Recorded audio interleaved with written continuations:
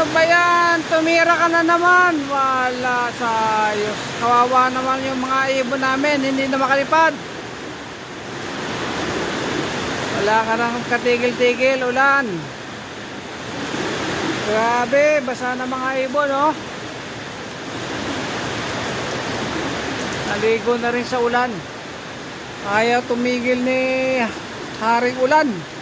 Ano ba yan? Kawawa mga ibon natin.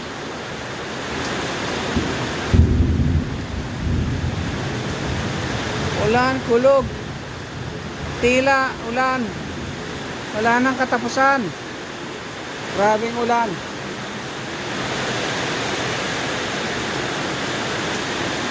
Wala, hindi makagalaw mga ibon. Laging umuulan.